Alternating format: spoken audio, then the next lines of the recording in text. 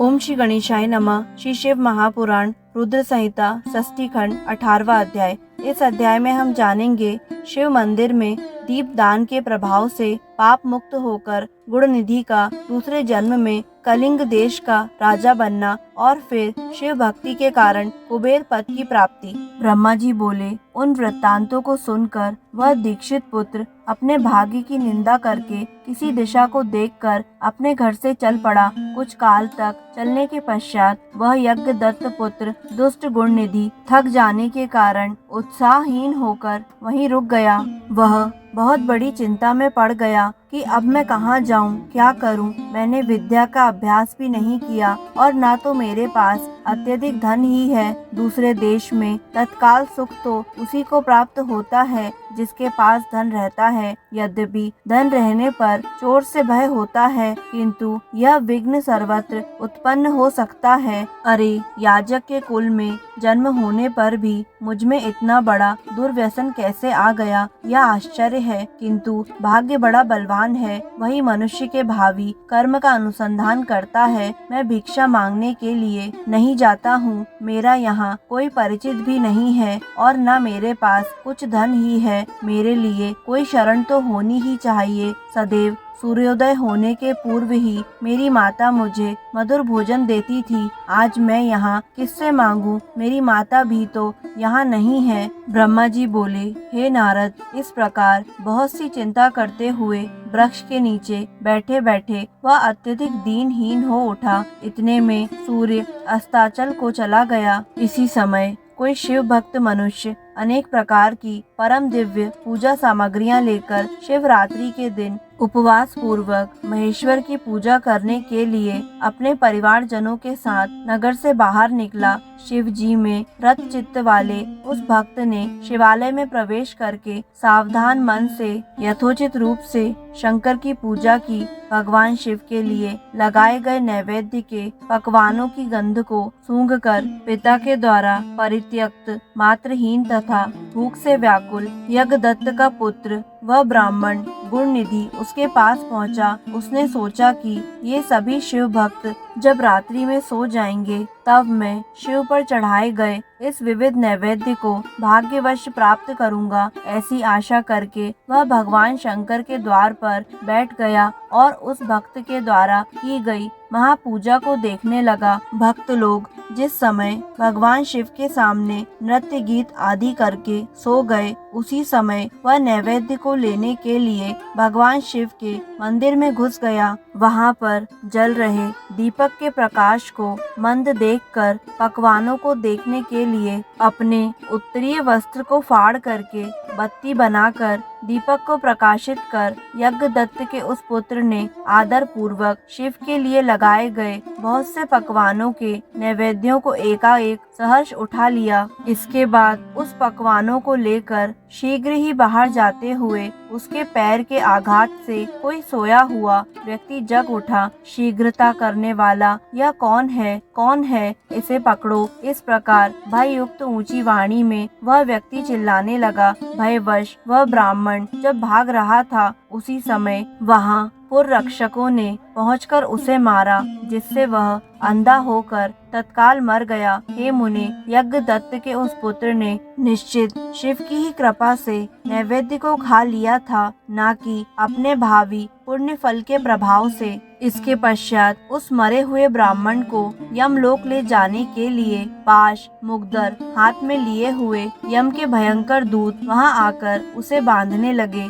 इतने में छोटी छोटी घंटियों से युक्त आभूषण धारण किए हुए और हाथ में त्रिशूल युक्त हो शिव के पार्षद दिव्य विमान लेकर उसे ले जाने के लिए आ गए। शिवगण बोले, हे यमराज के गणों, इस परम धार्मिक ब्राह्मण को छोड़ दो। यह ब्राह्मण दंड के योग्य नहीं है। इसके समस्त पाप भस्म हो चुके हैं। इसके अनंतर शिव पार्षदों के वचन सुनकर यमराज के गण आश्चर्यचकित हो गए और महादेव जी के गणों से कहने लगे। शंभु के गणों को देखकर डरे हुए तथा प्रणाम करते हुए यमराज के दूतों ने इस प्रकार कहा कि हे गणों, यह ब्राह्मण तो दुराचारी था। यमगण बोले, कुल की मर्यादा का उल्लंघन करके या माता पिता की आज्ञा से पराड्यमुख, सत्य शौच से परिभ्रष्ट और संध्या तथा स्नान से रहित था। यदि इसके अन्य कर्मों को छोड़ भी दिया जाए तो भी इसने शिव के निर्माल्य अर्थात चढ़ाए गए नैवेद्य का लंघन किया है, अर्थात चोरी की है। इसके इस हेय कर्म को आप सब स्वयं देख लें।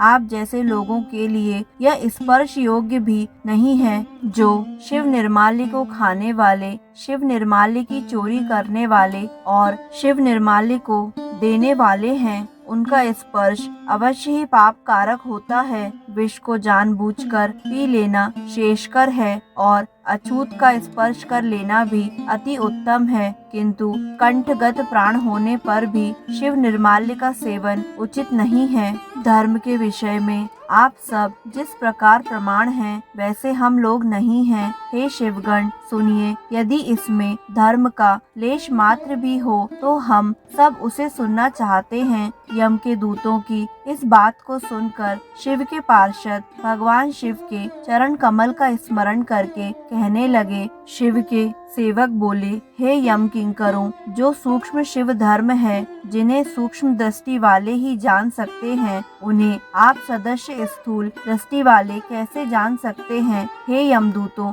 पाप रहित इस यज्ञ दत्त पुत्र ने यहाँ पर जो पुण्य कर्म किया है उसे सावधान होकर सुनो। इसने शिवलिंग के शिखर पर पड़ रही दीपक की छाया को दूर किया और अपने उत्तरीय वस्त्र को फाड़कर उससे दीपक की वर्तिका बनाई और फिर उससे दीपक को पुनः जलाकर उस रात्रि में शिव के लिए प्रकाश किया। हे किंकरों, इसने उस कर्म के अतिरिक्त अन्य भी पुण्य कर्म किया है। शिव पूजा के प्रसंग में इसने शिव के नामों का श्रवण किया और स्वयं उनके नामों का उच्चारण भी किया है। भक्त के द्वारा विधिवत की जा रही पूजा को इसने उपवास रखकर बड़े ही मनोयोग से देखा है। अतः इन पुण्यों के प्रभाव से यह आज ही हम लोगों के साथ शिव लोक को जाएगा। वहाँ शिव का अनुगामी बनकर यह कुछ समय तक उत्तम भोगों का उपभोग करेगा। तत्पश्चात अपने पाप रूपी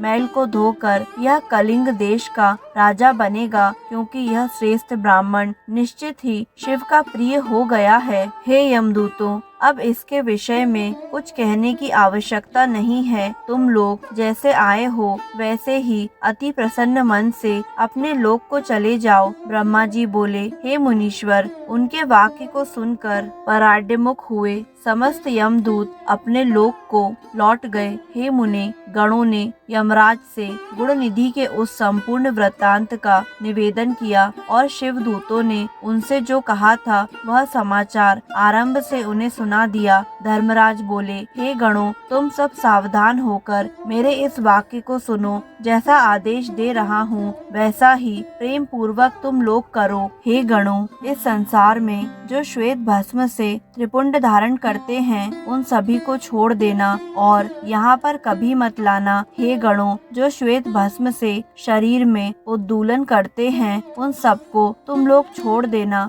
और यहाँ कभी मत लाना। इस संसार में जिस किसी भी कारण से जो शिव का वेश धारण करने वाले हैं उन सभी लोगों को भी छोड़ देना और यहाँ कभी मत लाना। इस जगत में जो रुद्राक्ष धारण करने वाले हैं या सिर पर जटा धारण करते हैं उन सबको तुम लोग छोड़ देना और यहाँ कभी मत लाना। जिन लोगों ने जीविका के निमित्त ही शिव का वेश धारण किया है उन सबको भी छोड़ देना और यहाँ कभी मत लाना। जिन्होंने दंभ या छल प्रपंच के कारण ही शिव का वेश धारण किया है उन सबको भी तुम लोग छोड़ देना और यहाँ कभी मत लाना। इस प्रकार उन यमराज ने अपने सेवकों को आज्ञा दी, जिसको सुनकर उन लोगों ने कहा कि जैसी आपकी आज्ञा है वैसा ही होगा। ऐसा कहकर वे मंद मंद हंसते हुए चुप हो गए। ब्रह्मा जी बोले, इस प्रकार शिव पार्षदों ने यमदूतों से उस ब्राह्मण को छुड़ाया और वह पवित्र मन से युक्त होकर शीघ्र ही उन शिव गणों के साथ शिवलोक को चला गया। वहाँ पर सभी सुख भोगों का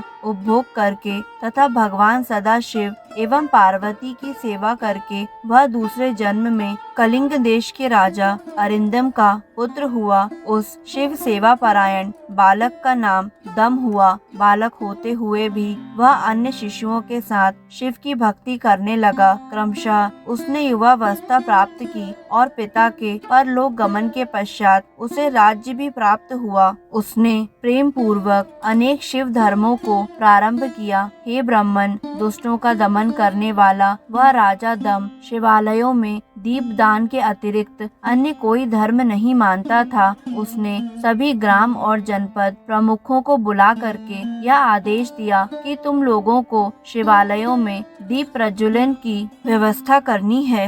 यदि किसी के क्षेत्र में ऐसा नहीं हुआ तो यह सत्य है कि उस क्षेत्र का वह प्रधान निश्चित ही मेरे द्वारा दंड पाएगा। दीपदान से भगवान शिव संतुष्ट होते हैं, ऐसा श्रुतियों में कहा गया है। जिसके जिसके गांव के चारों ओर जितने भी शिवालय हों, वहाँ सदैव बिना कोई विचार किए ही दीप जलाना चाहिए। अपनी आज्ञा के उल्लंघन के दोष पर मैं निश्चित ही अपराधी का सिर काट लूंगा। इस प्रकार उस राजा के भय से प्रत्येक शिव मंदिर में दीपक जलाए जाने लगे। इस प्रकार जीवन पर्यंत इसी धर्माचरण के पालन से राजा दम धर्म की महान समृद्धि प्राप्त करके अंत में काल धर्म की गति को प्राप्त हुआ। अपनी इस दीप वासना के कारण शिवालयों में बहुत से दीपक प्रज्वलित करके वह राजा दूसरे जन्म में रत्नमय दीपकों की शिखाओं को आश्रय देने वाली अलकापुरी का राजा कुबेर हुआ। इस प्रकार भगवान शंकर के लिए अल्प मात्र भी किया गया धार्मिक कृत्य समय आने पर फल प्रदान करता है। यह जानकर उत्तम सुख चाहने वाले लोगों को शिव का भजन करना चाहिए। कहाँ सभी धर्मों से सदा ही दूर रहने वाला दीक्षित का पुत्र और कहाँ देव योग से धन चुराने के लिए शिव मंदिर में उसका प्रवेश एवं स्वार्थवश दीपक की वर्तिका को जलाकर शिवलिंग के मस्तक पर छाए हुए अंधकार को दूर करने के लिए किया गया उसका पुण्य, जिसके प्रभाव से उसने कलिंग देश का राज्य प्राप्त किया और सदैव धर्म में अनुरक्त रहने लगा। पूर्व जन्म के संस्कार के उदय होने के कारण ही शिवालय में सम्यक रूप से मात्र दीपक को जलाकर उसने यह दिक्पाल कुबेर की महान पदवी प्राप्त कर ली। हे मुनीश्वर, देखिए यह मनुष्य धर्मा इस समय इस लोक में रहकर इसका भोग कर रहा है। इस प्रकार यज्ञदत्त के पुत्र गुणनिधि के चरित्र का वर्णन कर दिया, जो शिव को प्रसन्न करने वाला है और जिसको सुनने वाले की सभी कामनाएं पूर्ण हो जाती हैं। गुणनिधि ने सर्वदेवमय भगवान सदाशिव से जिस प्रकार मित्रता प्राप्त की, अब मैं उसका वर्णन आपसे कर रहा हूँ। हे तात, एकाग्रचित होकर आप सुने। इस प्रकार श्री शिव महापुराण के अंतर्गत द्वितीय रुद्र संहिता के प्रथम खंड में षष्ठी उपाख्यान के अंतर्गत कैलाश गमन उपाख्यान में गुणनिधि सदगति वर्णन नामक 18वां अध्याय पूर्ण हुआ। दोस्तों, आगे आने वाले सभी अध्यायों को निरंतर सुनने के लिए हमारे YouTube चैनल आध्यात्मिक कथाएं को लाइक करें, सब्सक्राइब करें और बेल आइकन पर प्रेस करें, ताकि आगे आने वाले सभी अध्यायों की जानकारी आपको निरंतर मिलती रहे। धन्यवाद।